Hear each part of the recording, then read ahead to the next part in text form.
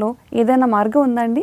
మామూలుగా రక్తము త్రాగినట్టుగా రక్తాన్ని పట్టించి రక్తం ఎక్కించటాన్ని మానిపించటానికి ప్రకృతి ప్రసాదించిన ఒక దివ్య ఆహారం ఉంది.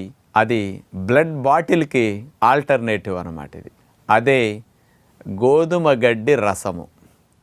ఇప్పుడంతా ప్రపంచం మైక్రోగ్రీన్స్ అని బాగా ప్రచారం చేయటం, జనాలందరూ కాస్త న్యాచురల్గా మంచి ఆహారం తినే వైపు వచ్చారు.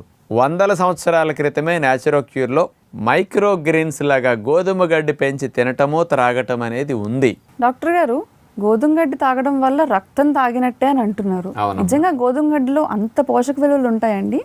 అవును, రక్తం త్రాగినట్టుగా రక్తం పడుతుందంటే అతిశయోక్తిగా అనిపించవచ్చు, కానీ ఇది అక్షర సత్యం. గోధుమ గడ్డి కనుక తీసుకుంటే దాని స్ట్రక్చర్స్, దాంట్లో ఉండే యాటమ్స్, హెమోగ్లోబిన్ స్ట్రక్చర్ యాటమ్స్ ఎలా ఉన్నాయో